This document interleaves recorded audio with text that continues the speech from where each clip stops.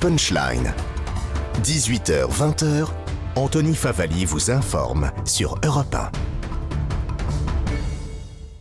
De retour dans Punchline sur CNews et sur Europe 1 avec mes invités Karim Zeribi, Julien Dray, Jeannette Bougrab et Raphaël Steinville. On en vient à présent à cette affaire. Il est condamné à 12 ans de prison pour viol et c'est à l'occasion d'une permission spéciale qui lui est accordée pour se rendre à l'enterrement de son père qu'un homme récidive et agresse sexuellement une jeune femme dans un train à Châteauroux. Les explications de Geoffroy Lefebvre. Samedi dernier, un détenu de 36 ans purgeant à Toulouse une peine de prison de 12 ans pour viol obtient une permission spéciale pour se rendre aux obsèques de son père. Dans le train de Paris qui le ramène à Toulouse, il agresse sexuellement une passagère d'une vingtaine d'années. Choquée, la victime réussit à prévenir le contrôleur du train. Lors de l'arrêt à Châteauroux, le suspect est interpellé par les forces de l'ordre. Présenté mardi dernier devant le tribunal correctionnel de Châteauroux, le détenu a écopé de 15 mois de prison ferme qui viennent s'ajouter à la peine qu'il purgeait. L'homme a été immédiatement reconduit en prison. Raphaël Steinville, il y a une erreur de jugement concernant l'administration pénitentiaire sur la dangerosité de cet homme. Alors moi, je ne sais pas s'il y a une erreur de jugement de l'administration pénitentiaire. En revanche, d'imaginer qu'un détenu condamné pour viol à 12 ans de prison puisse prendre le train entre Paris et je ne sais plus quelle ville, Toulouse, et qui soit libre de ses mouvements sans surveillance, ça me choque. C'est pas le simple fait de pouvoir bénéficier d'une liberté conditionnelle. Les raisons, et moi je suis très content que l'administration puisse faire preuve de la plus grande humanité dans des circonstances un peu exceptionnelles. Visiblement, il avait perdu son père. On lui donne un ticket de sortie pour pouvoir se rendre aux funérailles de son père. Très bien, mais qu'on encadre tout ça. Comment imaginer qu'un détenu dans le train puisse, sans même que les passagers... Pour moi, c'est aberrant. C'est l'administration, c'est toute la chaîne.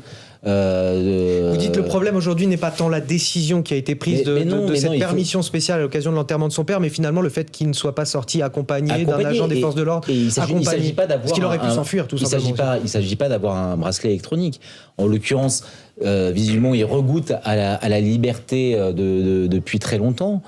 Et il récidive immédiatement. Non, franchement, je suis bien évidemment, je suis choqué, outré même. Jeannette Bougrab.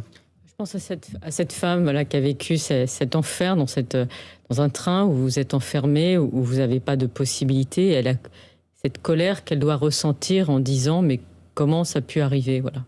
Et ça, je pense que c'est on parle de lui, mais il faut parler d'elle, qui a eu le courage d'alerter. Et surtout, il faut savoir, et il faut le dire en fait aux auditeurs, c'est qu'en réalité, ce n'est que le début des souffrances qu'elle va avoir, c'est-à-dire du traumatisme, de la violence. On aurait pu éviter cela. Voilà. Je pense qu'on aurait pu l'éviter. Et ce qu'elle vit, ce qu'elle va vivre dans les prochains mois, dans les prochaines années, ça va être un véritable enfer, voilà. Parce que les gens ne le savent pas, mais quand vous avez été victime d'agression sexuelle, la machine judiciaire est telle que certaines renoncent en réalité à poursuivre ou à continuer de défendre leurs droits, voilà. Julien Dray, fondateur du mouvement Réinventer, est-ce que selon vous, on aurait dû accorder une permission spéciale à cet homme Elle est quasi automatique quand il y a décès, à part cas exceptionnel, ce qui est normal. Donc c'était inévitable ça. Non, la permission, c'est pas la permission qui est en cause. La permission, elle est quasi automatique. Un décès, on n'est pas des bêtes, quoi, comme dirait l'autre. Donc c'est normal qu'on laisse le fils ou la fille aller sur la tombe de son père ou de sa mère se recueillir. Mais normalement, il est encadré. C'est-à-dire que dans ces cas-là, l'administration, soit elle le transporte par véhicule avec des gardiens qui sont là, soit dans le train, il est menotté et il est accompagné. Donc là, la question qui est posée, c'est quel est le juge ? Parce que j'ai pas bien compris s'il y avait du personnel d'administration pénitentiaire qui était avec lui ou c'était simplement une permission de sortie qu'on lui avait donnée pour aller à l'enterrement. S'il y a une permission de sortie, il n'était pas accompagné. S'il n'était pas accompagné, s'il y a une permission de sortie, il y a une faute de l'administration pénitentiaire, ça c'est clair. Mais on a eu un syndicat de police tout à l'heure, un syndicat des commissaires de police par la voix de Mathieu Vallet, qui nous expliquait qu'on ne peut pas mettre un policier derrière chaque détenu qu'on laisse sortir pour une permission spéciale et que ce n'est pas leur rôle et que cet homme n'aurait pas dû être dehors. Voilà ce qu'il prétend. Non, je suis pas d'accord. Je pense que le fait qu'il demande l'autorisation de se rendre à l'enterrement de ses parents, l'administration pénitentiaire et la justice, en général, dans ces cas-là, à part cas exceptionnels, elle l'autorise. Même dans des cas exceptionnels, des délinquants lourds, on l'autorise parce que c'est une question d'humanité, de montrer que, voilà, on fait pas n'importe quoi. Mais il est encadré, c'est-à-dire qu'il y a des policiers spécialisés qui sont là, qui l'accompagnent, il est menotté et il peut pas se balader en toute liberté. Si on lui a donné simplement un bon de sortie en disant va à l'enterrement puis tu reviens, là il y a visiblement une légèreté de l'administration pénitentiaire et de la justice qui est un problème. Karim Zeribi, consultant. Non, mais il est évident que laisser sortir un détraqué sexuel sans encadrement, donc fût-il pour aller à l'enterrement de son père, c'est pas un geste d'humanité pour moi. Le geste d'humanité, aller lui parler à la personne qui a été violée du geste d'humanité, c'est pas un geste d'humanité, c'est un geste d'irresponsabilité. Donc moi, je considère aujourd'hui que s'il n'existe pas, ce corps doit être créé, mais pas au sein de la police nationale. La police nationale, elle est sur tous les mots MAUX de la société. On ne peut pas mettre un policier derrière chaque détenu qui aurait une autorisation de sortie. En revanche, l'institution pénitentiaire, elle peut se donner les moyens d'accompagner dans certains cas. Mais et là, elle peut, est-ce qu'elle en a les moyens? L'institution pénitentiaire, elle a les moyens d'accompagner. Quand vous emmenez d'une prison vers un hôpital, donc un détenu, il est encadré, il est accompagné par des matrons. Prison, hôpital, c'est pas la même distance qu'un train Paris-Toulouse. C'est pas la même distance. Et les conséquences, elles sont comment? Elles sont graves ou elles sont pas graves? Donnons-nous les moyens d'accompagner. Alors il faut mettre plus de moyens. Plus de moyens, ou mieux de moyens. On est toujours dans le plus, ou mieux de moyens. Je pense que tous les détenus qui ont une autorisation n'ont pas la même dangerosité pour la société. Un détraqué sexuel, c'est pas un mec qui a fait un délit financier. Celui qui a fait un délit financier et qui va à l'enterrement de son père, il y a peu de chances qu'il viole une femme dans le train.